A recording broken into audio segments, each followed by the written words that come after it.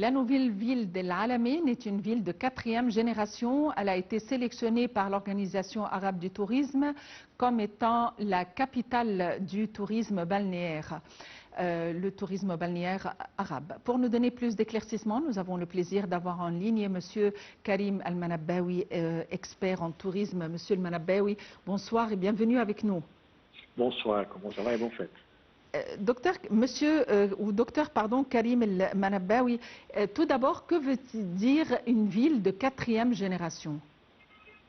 Bon, c'est une ville qui a passé par plusieurs étapes, qui a vu plusieurs étapes historiques de différents caractères. Et voilà, on est maintenant sur une nouvelle destination pour le plan de tourisme égyptien qui reflète une complètement différente dimension que la mer Rouge ainsi que le sud de l'Égypte offre. Et ça ouvre actuellement le chemin pour pouvoir encore avoir un bon flot de touristes durant l'été qui est connu en Égypte pas tellement fort que pour le monde arabe. C'est une possibilité de pénétrer le marché européen, le marché américain, mais surtout l'européen durant l'été. Qu'est-ce qui distingue la nouvelle ville d'El Alamein? Pourquoi est-ce qu'elle a été sélectionnée comme capitale du tourisme balnéaire en Égypte ou dans le monde arabe?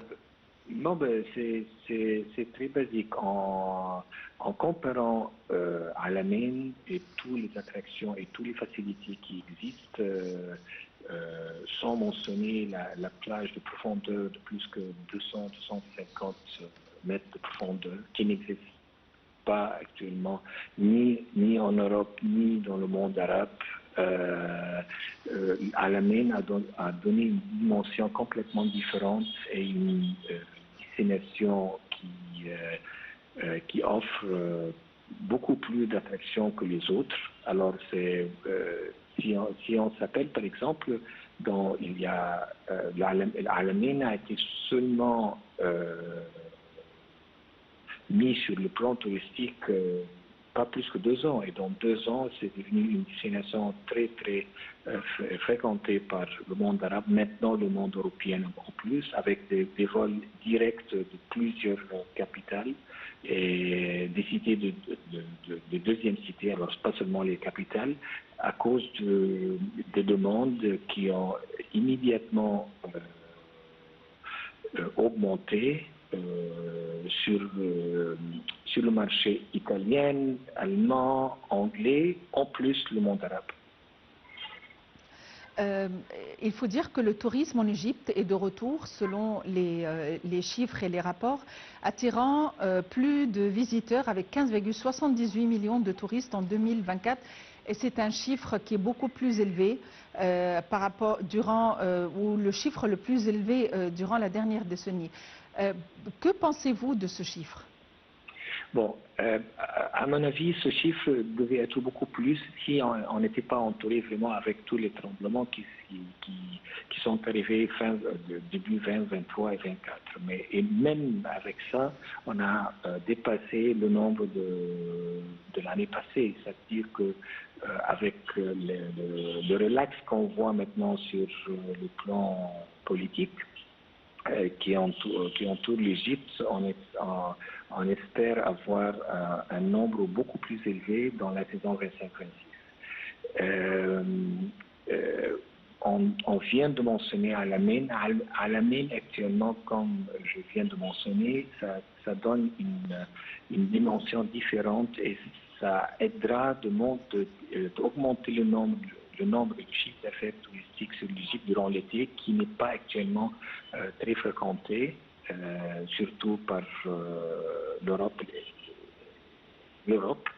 qui dans le temps vraiment ne vendaient pas l'Égypte que très très peu de l'Espagne, un peu de l'Italie, un peu de la France, mais ce n'était pas actuellement une destination fréquentée durant l'été. Maintenant, avec Al-Amin, ça donnera beaucoup de possibilités pour le monde européen ainsi que le monde arabe naturellement de venir en Égypte. C'est très intéressant de mentionner que normalement Al-Amin était une extension pour le programme culturel de l'Égypte qui incluait dans le temps le Caire, Luxor et Aswan avec une croisière ou sans croisière. Ce qu'on voit maintenant, c'est que Al-Amin a changé de dimension et on voit les gens qui commencent leur séjour à Al-Amin avec une extension sur le Caire ou bien Luxor ou bien Aswan ou bien les trois. Alors c'est actuellement une puissance extraordinaire qu'Al-Amin donne pour le marché touristique égyptien. À votre avis, est-ce que cette ville est suffisamment promue? Est-ce qu'au niveau touristique, il y a une sensibilisation assez importante vis-à-vis de l'importance de cette ville? Absolument. Et ça continue. Ça a commencé comme une ville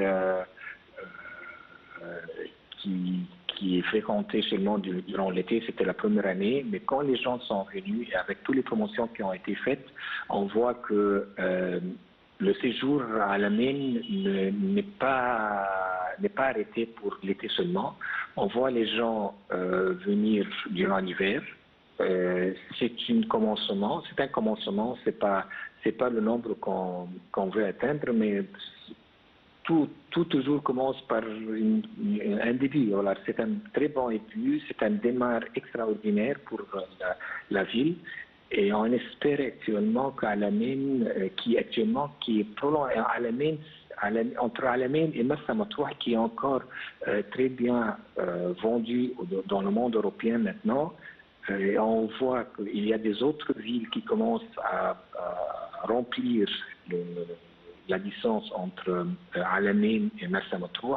On vient de voir le South Med, la Méditerranée du Sud, la ville de Méditerranée du Sud qui est très bien qui commence à vendre très bien maintenant, pas avec ce tourisme, mais avec le développement, avec un grand nombre d'hôtels. On voit que j'espère que cette partie de l'Égypte va être fréquentée pas seulement durant l'été, mais même durant l'hiver, avec tous les hôtels qui se construisent, avec tous les infrastructures qui se développent. Dans le temps, pour servir à Al-Amin, on devait avoir toutes l'infrastructure du Caire ou bien d'Alexandrie, comme bus et voitures et des autres services. Maintenant, il y a des services qui se développent à Al-Amin et à Marsa Matruh pour pouvoir servir les touristes sans actuellement aide des autres villes à côté. Alors, ça donne un grand espoir que cette partie de l'Égypte sera une destination maturée d'ici dans quelques années.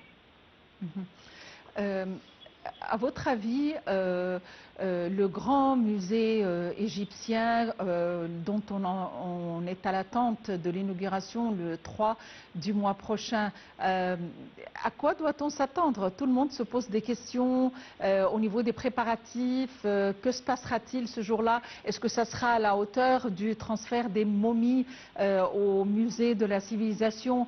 À quoi doit-on s'attendre? Pour être très franc, il n'y a personne. Moi, je ne peux pas vous répondre avec des détails, je ne sais pas.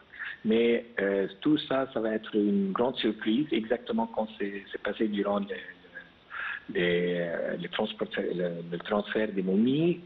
Mais l'espoir est d'avoir quelque chose, pas moins, surtout.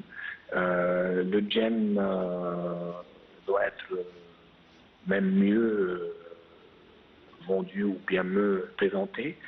On sait que le 3 et 4 juillet sera plein de chefs d'État qui viendront spécialement pour l'inauguration. Il y a beaucoup de VIP qui arrivent pour visiter le 4. À mon avis, ça va être très grandiose. Les détails, ça c'est vraiment très laissé comme une grande surprise. Et d'une manière générale, comment peut-on définir les réservations pour la saison d'été, compte tenu évidemment de la situation géopolitique de la région? On voit qu'il y a un grand relax dans l'entourage et on espère que cela va affecter actuellement le nombre de façon positive.